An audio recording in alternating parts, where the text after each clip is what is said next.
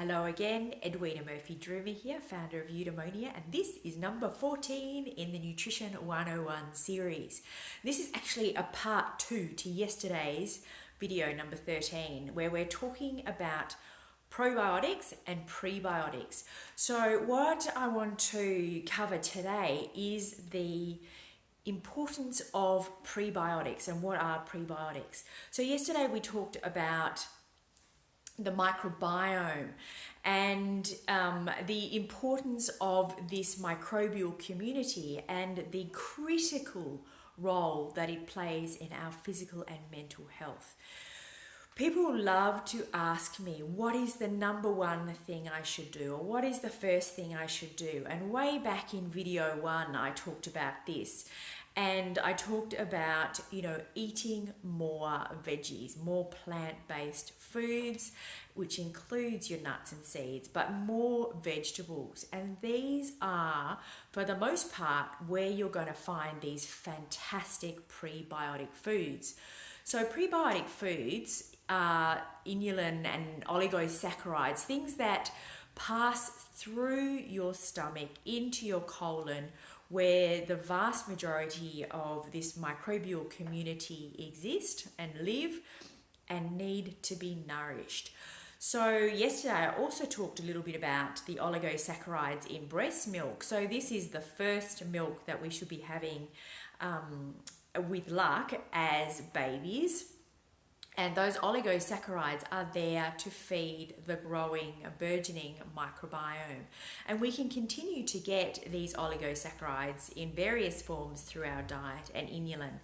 But, I really feel very strongly that we get too bogged down in the mechanics of nutrition, or the little details that leave people with that overwhelming confusion of, where do I, it's like trying to fix a car. You pull all the little bits out and which screw goes here and how many nuts do I strongly urge people, unless you have a passion for the science and nutrition, just forget all that. What we need to be focusing on is eating an abundance of fresh produce, and the bulk of that produce needs to be coming from vegetables.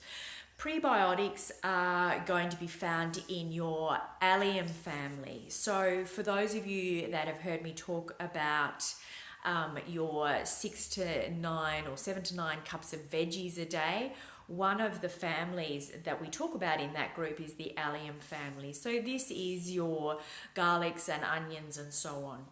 These are a really great source of prebiotic food. Onion raw or cooked, garlic raw. So how do we get raw garlic in?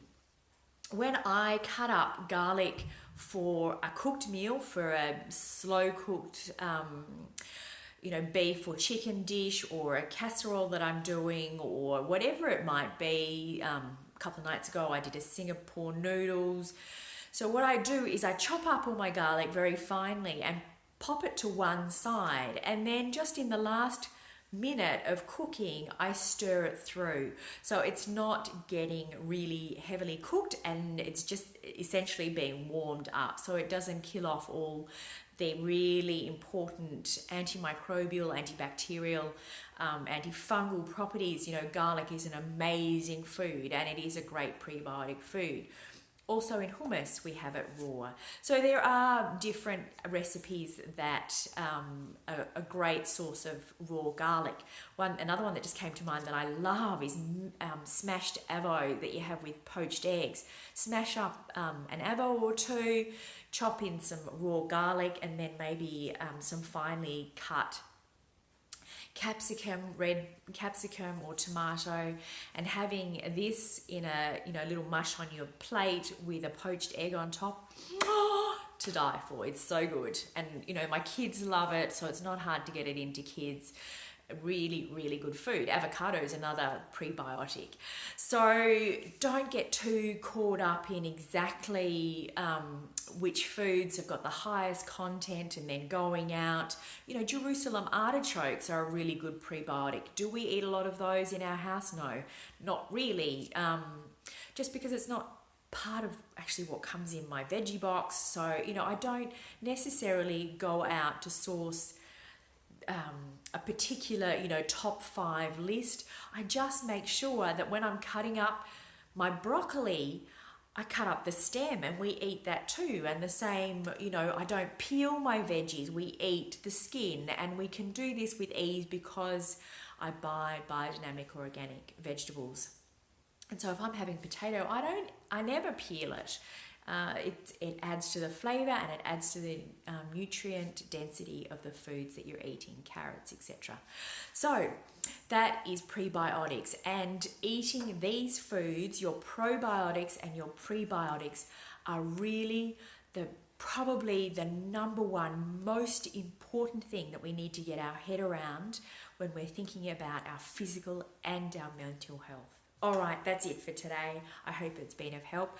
Please subscribe to my channel, to the Nutrition 101 series, or to my channel, and you will get any of the new videos that I'm popping up on a daily basis. And if you haven't had a chance to watch the ones I've done already, they're there.